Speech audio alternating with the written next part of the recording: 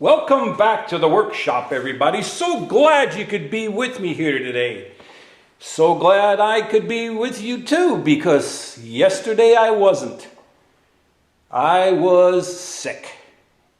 After cleaning out that hay stall, it just wiped me out. I had forgotten to wear my dust mask, and if any of you have ever cleaned a very dirty place, or may have to in the future, get dust masks. And I'm talking a good fitting dust mask. I use something made by Dust Be Gone.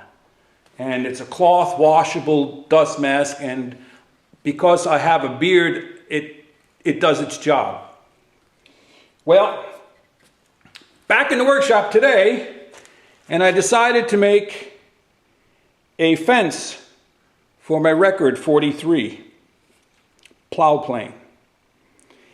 And I had a piece of beech. It was a little bit longer than this, not much wider. And so it was just the right size for the project. And put a chamfer on it to lighten it a little bit. Chamfered all the corners, a little linseed oil and turpentine. Let it set. I went and mowed the lawn, came back. Put some Alfie shine on it. We're good to go. We're good to go for the rest of my life. So, how we use a plow plane. I discussed this once before in another video.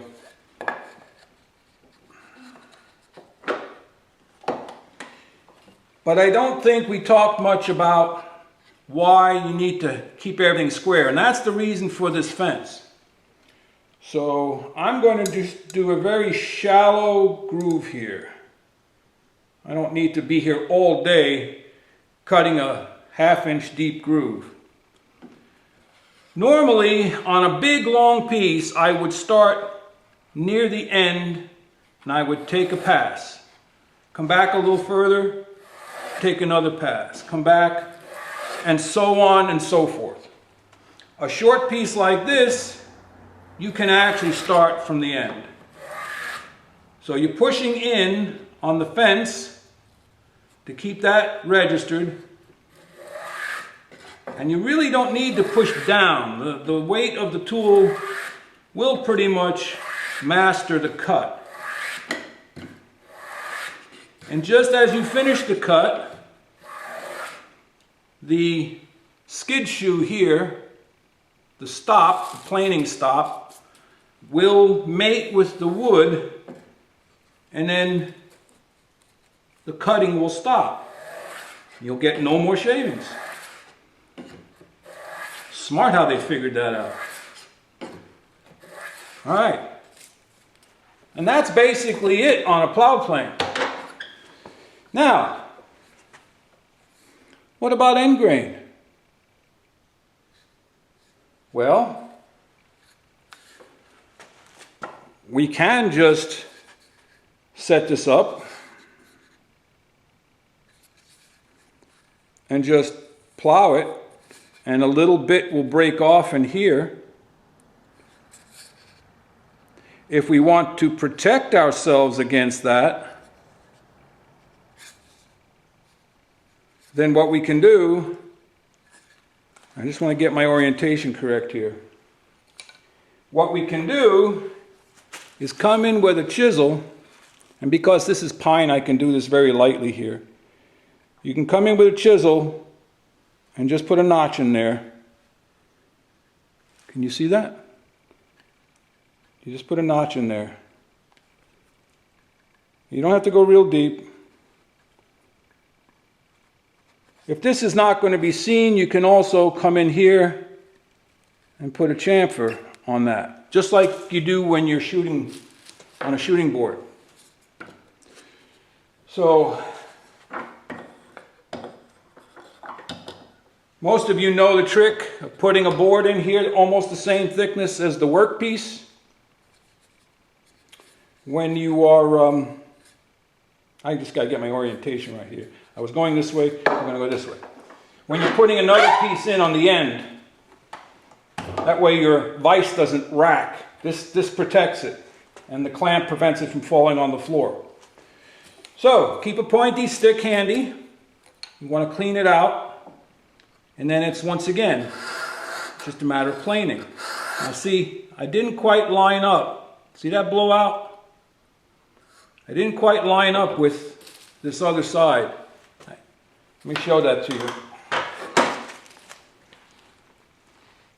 Because I did these 2 different times, I didn't quite line up with this groove, so I have a little blowout there. But that's exactly what I was trying to show you to avoid. It's a good thing this happened.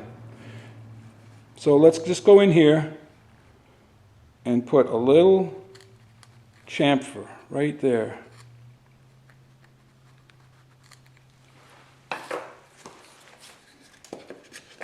We'll stop any more. But yes, you can plow end grain. Yes, this is pine. But this will work on most any hardwood. There we go. We're done. I got that little tiny, I got a little tiny bit of tear out right over here because I didn't line up with this side. But that otherwise, see here, we had none. Because I went in with the chisel. I went in with the chisel and put a little notch there. Some people go in with a fine saw. Some people just go in and just knock off that corner. Pow, knock it right off.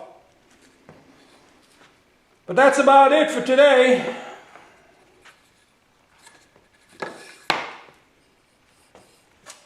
One other tip about the plow plane. You can also, see this little recess in here that I chiseled out? It matches the design of this. That means that you can bring the face, let me see if I can get this in camera. There we go. You can bring the face of the fence in line with the inside of the skate, which covers up most of the cutter except the cutter that's exposed on the skate. So in this instance, it's a 1/4 inch cutter. The skate is 1/8 of an inch. So I can make as small as 1/8 of an inch rabbet or rebate. So I could make real small rebates real quickly with this instead of going to a larger rabbet plane or God forbid routers or something silly like that. So there you go. If you have an 043 and you don't have a fence, it's easy to make. You can make it with any wood that you have. Don't go spending any money. You've got scraps laying around. I was looking and hoping to find a piece of apple wood because that's really hard, but this piece of beech was the exact right size. So I'm on the mend, don't worry about me, but I got beat up pretty good. So if you do get into any dusty situations in life, whether it be from a flood, a tornado, or any sort of natural calamity, and you're on part of a cleanup patrol, you demand respiratory protection.